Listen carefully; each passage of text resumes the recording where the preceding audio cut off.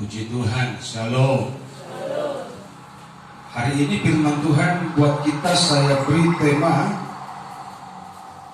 didikan yang berkelas.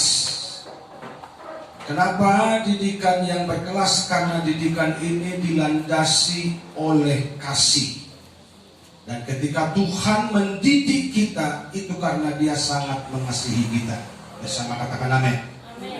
Dia mendidik kita untuk kebaikan kita. Dia mendidik kita supaya kita semakin baik, semakin rohani, semakin dewasa. Itu target Tuhan dalam mendidik gerejanya. Makanya didikannya bukan sembarangan, tapi didikannya adalah didikan yang berkelas. Haleluya. Kita buka firman Tuhan. Titus pasalnya yang kedua, mulai ayatnya yang ke-11. Karena kasih karunia Allah yang menyelamatkan semua manusia sudah nyata.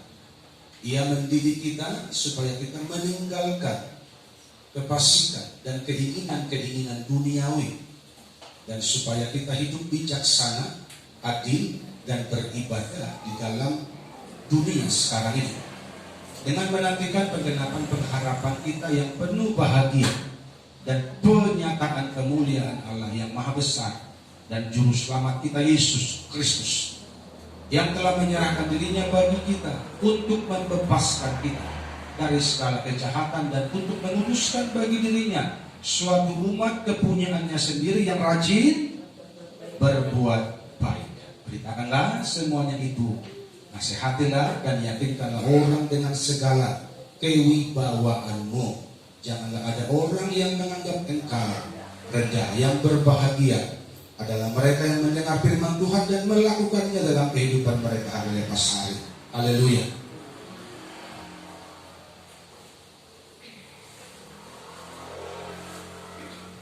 Ada beberapa poin yang perlu kita mengerti hari ini tentang didikan yang berkelas. Apa maksud dan tujuan dari didikan Tuhan yang berkelas itu? Alasan yang pertama, supaya kita meninggalkan kefasikan. Ini tujuan Tuhan mendidik umatnya, mendidik gerejanya agar tidak ada lagi benih-benih tabiat karakter kefasikan di dalam gereja Tuhan. Apa itu fasik? Menurut Kamus Besar Bahasa Indonesia, kefasikan itu, fasik itu adalah tidak peduli terhadap perintah Tuhan. Itu arti fasik menurut Kamus Besar. Jahat, berdosa, itu fasik menurut Kamus Besar. Pertanyaannya, siapa orang yang tidak peduli terhadap perintah Tuhan itu? Bukankah mereka orang yang beragama? Bukankah mereka orang yang mengaku bertuhan? Jadi jemaat Tuhan, dengar baik-baik, saya beritahu kepada saudara hari ini, bertuhan itu bukan pada bibir dan perkataan, tapi bertuhan itu ada pada sikap dan tindakanmu setiap hari. Haleluya. Semua orang, apalagi Indonesia, negara yang beragama, semua orang mengaku bertuhan di sini. Tapi apakah sikap dan perilakumu menunjukkan sebagai seorang yang bertuhan? Pohon itu akan nampak dari buahnya, walaupun ditutupi dengan jubah yang panjang. Betul apa salah? Jadi bertuhan itu bukan karena kita koar-koar, karena kita teriak-teriak, karena kita kebaktian di jalan-jalan raya, di jalan-jalan besar, di lapangan-lapangan, sehingga dunia melihat kita orang bertuhan. Bukan, tapi praktek hidupmu setiap hari, bro. Kelakuanmu, sikap hidupmu, tutur katamu, kasihmu, itu yang membuktikan engkau bertuhan apa tidak. Haleluya. Bukan karena kita sembahyang-sembahyang di luar sana, di jalan-jalan, sehingga orang melihat, oh itu orang alim, orang beragama. No, itu munafik namanya. Bukan begitu orang yang bertuhan. Makanya Alkitab bilang, kalau kau berdoa, kunci pintumu, biar Tuhan saja yang melihat. Kita tidak perlu lihat orang soal dulu. Itu masalah. Jangan pura-pura. Tuhan tidak suka yang pura-pura. Tuhan suka yang asli, yang original. kita aja pakai barang palsu malas, apalagi Tuhan. Itu loh kesalahan. Haleluya. Kita aja pakai barang imitasi malas, apalagi Tuhan. Tuhan tidak mau hidupmu imitasi. Tuhan mau hidupmu yang asli-asli saja hari ini. Makanya supaya engkau asli seperti emas itu, engkau harus dimurnikan, engkau harus dididik, engkau harus diproses. Mau sepertimu Yesus, disempurnakan selalu dalam setiap jalanku, memuliakan namamu. Katakan amin. Disempurnakan selalu, bukan sewaktu-waktu.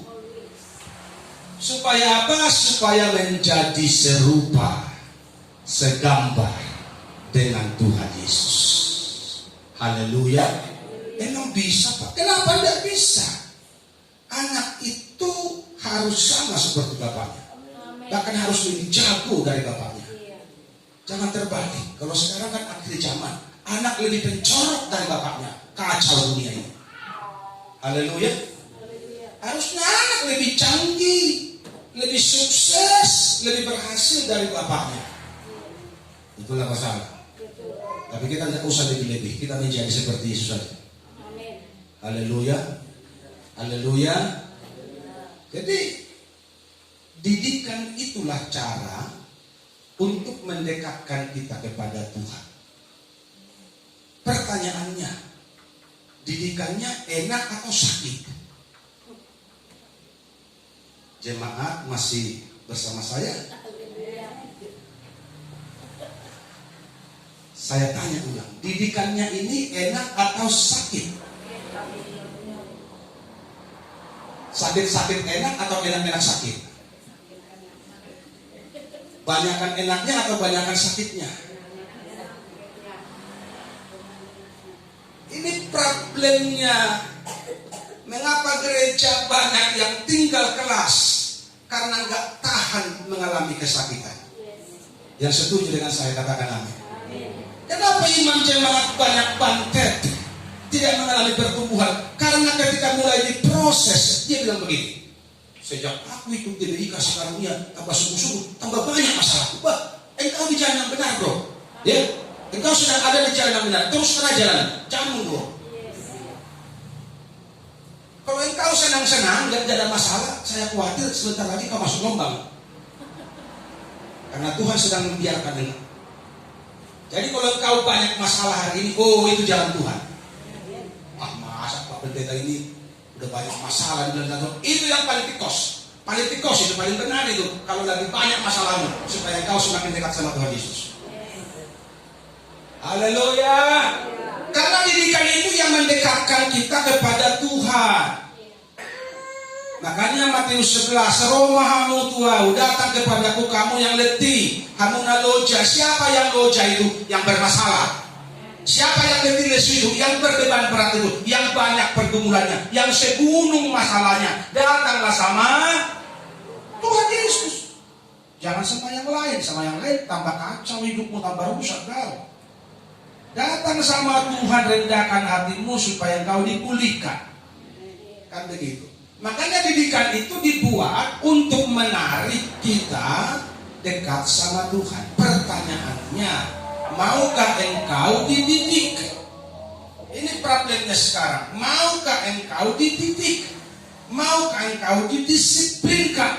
Maukah engkau ditarik dalam rencananya Tuhan? Ini problemnya. Kalau tidak mau, tambah kacau kita, tambah hancur hidup kita. Kenapa? Tuhan tidak, dunia tidak, terkakung-kakung di tengah-tengah. Kan begitu. Mari kita beri hidup kita di proses hari ini, walaupun sakit. Haleluya. Walaupun sakit, siap diproses. Haleluya, jemaat Tuhan. Kalau lagi sakit, nyanyi Mololoja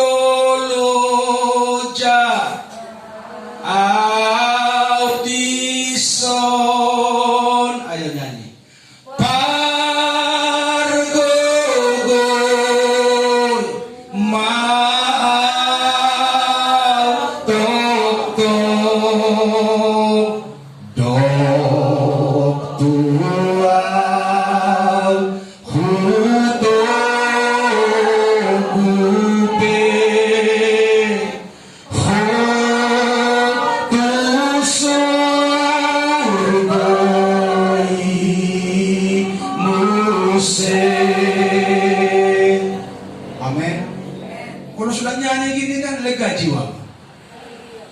Betul enggak? Jadi jangan pernah berpikir ikut Tuhan ini kok sakit kali, ikut Tuhan paling enak. Kok bodoh kita? Betul apa salah? Tidak ada yang seenak ikut Tuhan Yesus. Ku jamin itu. Betul apa salah? Ikut dunia sebentar, enaknya, sakitnya lebih lama. Ikut setan, apalagi sakitnya sampai selama-lamanya. Betul apa salah? Tapi kalau ikut Yesus, ada girang besar, ada girang besar, ada girang di hatiku. Haleluya. Inilah untungku. Itu lagu-lagu Pentakosta zaman dulu. Kalau ikut Tuhan itu untung terus. Jangan dong sial-sial. Nah, kalau ikut dunia, ayo Tuhan muliakan. Haleluya. Jadi proses ini tinggal kita ikuti. Di situ ada kenikmatan dan keberkatan, walaupun nampaknya sulit, nampaknya sakit, tapi di balik kesakitan itu ada kemuliaan Tuhan yang Tuhan akan beri bagimu. Haleluya. Makanya kalau lagi banyak masalah, jangan termenung, jangan menghayal, melamun, marende. Katakan, dungso nang rohaku di bain Yesusi persupe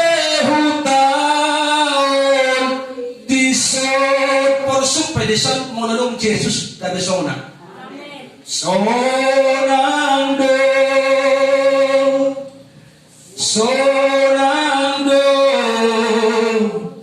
di pasona tetap rohaki ketinggian. Haleluya. Pokoknya di pasona Tuhan roha. Yang penting kau ikut. Kalau melawan, udah bulana, gelisah, galau, damadong, hasonangan, akibatnya siang malam di kulit dua, tendang sonang roh. Anangi obatmu horat Tuhan Yesus tuh. Horat Tuhan Yesus tuh naboi mengobati roham. Nah asing obat pura-puranya itu. Betul apa salah? Obat pura-puranya itu. Mau dong, ada kamu kumpur-kumpur, mekel mau setokin. Makanya pernah batak nekel di hasil pataran, tangis di siapa dia kenapa? Karena masalahnya si gunung. Ada yang mau dohot Tuhan Yesus di siapa pataran mekel, apalagi di siapa bunian mekel terus. Karena kebaikan Tuhan. Urjuhia Tuhan Yesus si Tuhan. Apa lagi yang kurang? Betul enggak? Jangan dong benahurang diho mau rapak kalau Tuhan Yesus. Haleluya. Jadi pertanyaannya, mau nggak dididik? Dan saya kasih tahu sama saudara, hanya orang-orang yang mau dididik yang naik kelas. Tidak pernah engkau naik kelas kalau engkau tidak dididik oleh Tuhan. Haleluya. Engkau akan tetap pada porsimu yang sekarang ini kalau engkau tidak rela hati dididik oleh Tuhan. Dan engkau akan seperti sekarang ini, artinya tidak akan mengalami kemajuan. Kalau gak ada kemajuan, berkatnya pun pas-pasan. Itulah masalah. Haleluya. Haleluya. Anak-anak muda, beri dirimu dididik oleh Tuhan. Jangan kurang ajar. Molo alaniku kudu na manguluan. Ngaboy kita maradong bubu. Aw na juluy di hutan namin ang gargaji do karejo. Hutan ng gargaji, hauna ng nakeleng. Haunya itu lebih besar dari drum. Hau bukan hayuk-hayuk, hakayu bukan asli. Sebelum mengaranto, ada yang pikir dua, mau terus sesuatu menggargaji oleh marang atau hatop, karena di bawah di karejo tidak sebanding dengan umurku pada waktu itu. Akhirnya aku katakan, nangarat to mau dalam merubah nasib. Karena kalau melayani mengarat to dah, judul dua waktu itu. Jadi alani kuat ni nama kalhamu, apalagi mau ngangkat kuda-kuda itu semua kan serba alami. Gotong royong kita kalau kasih takut orang seperti besarnya kita panggil teman, karena kalau kami menggargaji itu banyak kali, cuman beda-beda. Biasanya 2 atau 3 orang satu grup. Kalau dulu halak, saya gincang 2 itu, kadang main 2, sanda satu bab. Jadi tenaga kuat. Ya benar kuat orang ahli karyawan, nomor beda kan? Banyak pengabunya kan? Apalagi dong, tipe aku budi. Makanya kalau 17 Agustus itu tarik tambang itu. Kalau kami rombongan pangkat gaji ikut, yang lain pada takut. Tenang.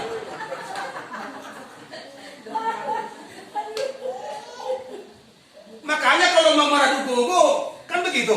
Tapi bukan itu, betul nggak? Tuhannya yang penting loh. Haleluya. Makanya beri diri diproses. Buktinya waktu Radugogo, gagalnya hidupku nggak ada apa-apa.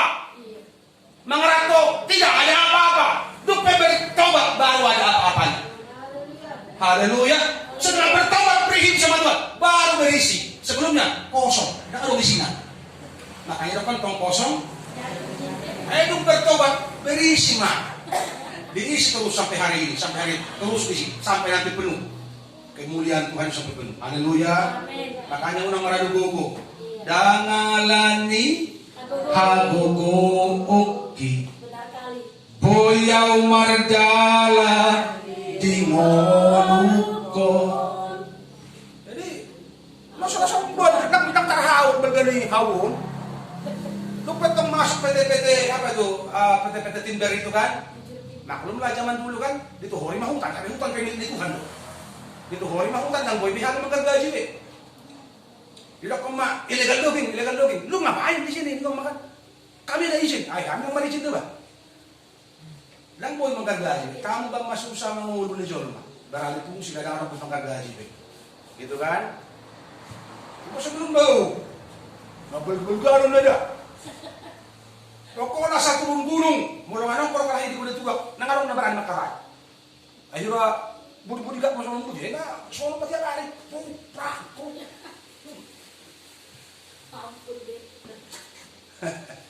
Aler gak disewani do to mulu. Molo nang dengan dalhon Tuhan. Amin. Haleluya. Aler mula kita andalkan Tuhan, godang mengalir pasu-pasu. Poin yang kedua, hidup bijaksana. Bijaksana menurut Kamus Besar menggunakan akal budi, bukan akal bulus, bukan akal busuk. Jadi kalau akal budi ini, kalau saya rohanikan sekarang, pikiran yang telah diperbaharui, pikiran karismatik, pikiran injili. Kalau pikiran dunia, apa beda? Pikiran dunia ya pikiran negatif. Wah, sobat kuasa marlaba, alat lain, narugi apa yang usahui. Itu pikiran duniawi. Haleluya. Tapi kalau pikiran karismatik, pikirkanlah yang baik buat orang lain. Itu pikiran injili, pikiran karismatik.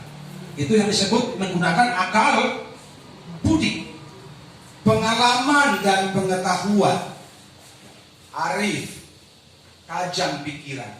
Artinya sebelum bertindak dikalkulasi. Kalau aku lakukan ini, apa untungnya, apa ruginya?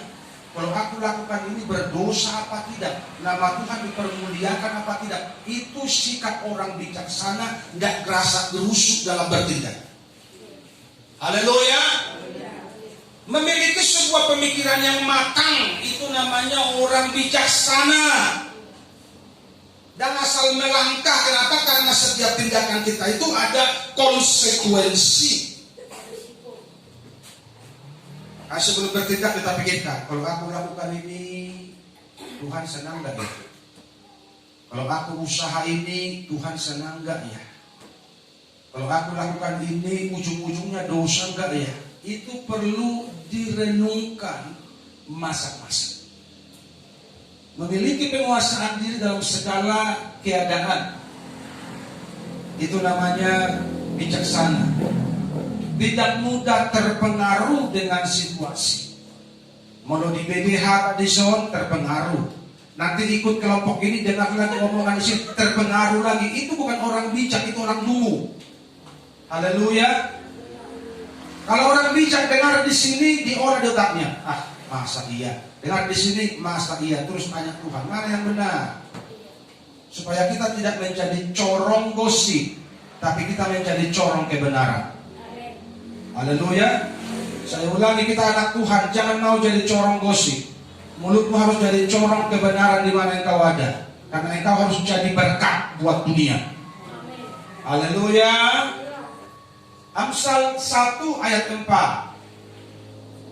Untuk memberikan apa? Kecerdasan, kepada orang yang tak berpengalaman, dan pengetahuan serta kebijaksanaan kepada orang muda.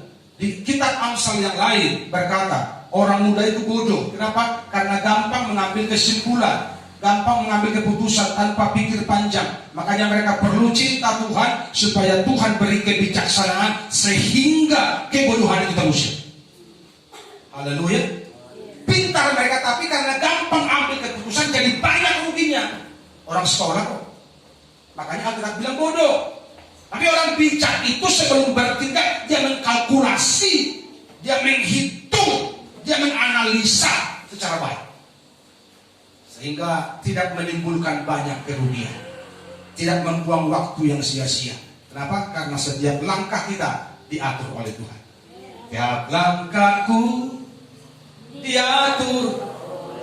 Kalau langkahmu diatur oleh Tuhan, pastikan langkahmu langkah keberuntungan, langkah kesuksesan, langkah keberkatan. Itu langkahnya orang bijaksana. Makanya jangan melangkah ke jalan dosa. Itu jalan orang dungu, bukan orang bijaksana. Haleluya. Itu jalan orang bodoh. Kalau jalan orang bijaksana itu jalannya kemana? Ke gereja, ke kebaktian. Di mana nama Tuhan disukakan, disenangkan, ke situ dia melangkah. Selain langkah ke tempat aktivitasmu, ke ladangmu, ke tempat pekerjaanmu tiap hari, langkah yang paling perlu kau jalani adalah rumah Tuhan. Haleluya. Berikutnya, beribadah. Masih di dalam ayatnya yang ke-12. Adil dan beribadah di dalam dunia sekarang ini. Beribadah macam apa? Bukankah semua orang Kristen beribadah? Ini yang makanya kita diproses dibentuk Tuhan, supaya ibadah kita nggak lagi ibadah tradisi, ibadah rutinitas, tapi ibadah kita masuk dalam roh dan kebenaran. Haleluya. Dalam ibadah kita betul-betul berjumpa dengan Tuhan, gitu loh. Itu yang Tuhan mau. Haleluya. Ku pandang wajahmu dan berseru. Orang dunia bilang, itu lagu bohong. Gimana caranya pandang wajah Tuhan? Kan betul begitu kata orang dunia kan? Tapi kalau orang yang telah dipahami, yang telah dibentuk, diproses, bagi mereka ini hal biasa. Amin. Betul apa salah? Haleluya. Ku cari wajahmu, ku dengar jawabmu. Orang dunia bilang, kayak mana dengar suara Tuhan? Itu buat lu, buat kami yang cinta Tuhan, mendengar suara Tuhan biasa bro, biasa. Betul apa salah? Makanya kita dibentuk, kita dididik supaya ibadah kita bukan lagi ibadah yang tradisi. Datang duduk diam, marende mahita, marende martangia, baca. Oh, mana kona ibadah kita selama ini tradisi-tradisi itu. Ayo kita menyembah Tuhan, baru menyembah Tuhan. Ikut dipaksa-paksa. Ayo tepuk tangan, semangat, baru agak semangat. Boleh doho menyembah Tuhan, tak boleh paksa-paksa ho, semangat doho sendirinya. Betul apa salah? Betul. Tak boleh, ayo semangat. Kalau ucani WL buang. Habis-habis pelau menyenangkan Tuhan doh. Menyenangkan Tuhan itu masing-masing bro. Betul apa salah? Betul. Dia dapat, ayo semangat, semangat, semangat. Didorong-dorong. Haleluya. Makanya proses pembentukan itu membuat engkau sadar, oh aku ini kan sedang bawa korban persembahan sama Tuhan. Korbannya nggak boleh cacat, Tuhan nggak mau. Harus yang terbaik. Makanya mendidih di hati, mendidih di hati. Ikut mendidih baru kurus Tuhan, memuji Tuhan. Begitu loh. Haleluya. Oh di rumah masem mukanya, sampai aja masem juga mukanya. Tuhan beda dulu anak kon. Orang pasu-pasu. Oh. Masa kemudian pasu-pasu baru semangat bohim. Minat Tuhan mandon. Mahila-mahilangan. Ada uang menyembah Tuhan. Terus semangat. Begitu dong. Haleluya. Banyak masalah. Tambah semangat. Banyak pergumulan. Tambah semangat menyembah Tuhan. Begitu harus dong. Kita selalu dipengaruhi situasi. Mulai baru panen. Minar memuji. Haleluya. Sebab Tuhan baik. Baru panen. Karena PNS, sebab Tuhan baik baru bajian. Tuhan bilang, oh Tuhan. Haleluya. Ale, betul deh kan? Makanya jangan mau terpengaruh dengan situasi. Cintamu, kasihmu kepada Tuhan tidak boleh dipengaruhi situasi. Dalam keadaan apapun, sukacitamu harus tetap melimpah. Itu baru anak Tuhan. Haleluya. Kenapa? Karena sukacita Tuhan itu terus mengalir bagimu. Orang di Johor nyanyi datang dia. Haleluya. Makanya anak Tuhan kalau ngaku Pak gale ya. Ini pagari gale ho begini. Gale nih Pak, di pagari gale ho deh. Bukan Tuhan yang gale yang sumpah. Tuhan yang perkasa yang terlayani. Haleluya. Jadi enggak ada kamu sekali-kali di hadapan Tuhan. Amin. Kuat, I am strong. Kan begitu. Haleluya. Makanya mulai sekarang dan sampai selama-lamanya. Kalau menyembah Tuhan tak perlu, ayo angkat tangan, tak perlu, angkat sendiri tanganmu. Jangan tanganmu kok. Capek kali ngajak. Haleluya. Padahal aku suka lirik tuh, nyanyi. Misalnya begini. Kata ku sembah kau Tuhan, ku mengangkat tanganku. Dilihat tangannya. Oke, ya mang, aku megang berkop lagi Tuhan. Bohong namanya. Haleluya. Jadi kalau dibilang angkat tangan, sorondo, satu murimbona. So namanya bila katakan, ku sembah kau Tuhan, ku mengangkat tanganku. Ada pun macam berkat. Haleluya. Mau diberkati? Mau diberkati? Amin. Makanya ekspresi kita itu menentukan. Haleluya. Jadi kalau lagi ibadah unang gale-gale. Haleluya. Unang saya lagu masalah tinggal lomba masalah minat pola pikiran itu hamai. Biar urusan Tuhan. Kalau sudah serahkan, ya berserah, pasrah, amin. Oh diserahkan sedang dipikir ya akibatnya kan masalah desa. Jadi yang Tuhan mau hari-hari ini ibadah itu ibadah yang pribadi. Muhammad kita domba, bahkan kombur lah. Amin. Kombur lah. Kalau selama ini kan kita ibadah doa kan sebelah pihaknya kita. Orang kita tuh mengadu Tuhan, bohong Tuhan. Kalau bersami, agak pupuk, agak racun. Hari-hari kau mengulah Om Matuson. So hiya bigyan mo Tuhan ahin ako. Om Matuson, amin. Kemangalok pa ho. Ako cuma.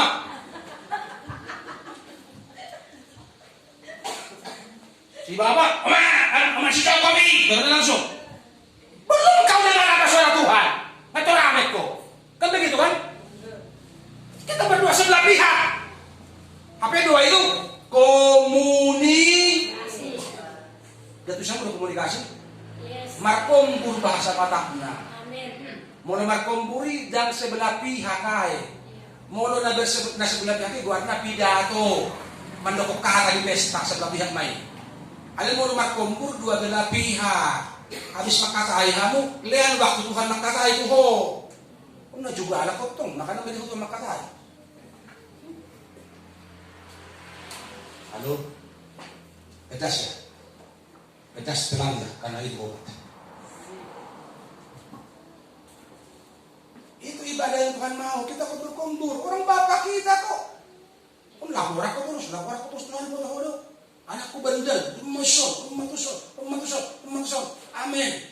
Nangarok pa, laku cuma.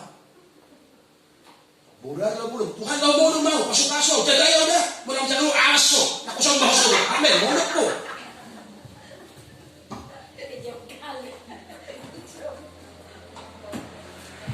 Kapan kita dengar dia ngomong? Masa sih Tuhan ngomong?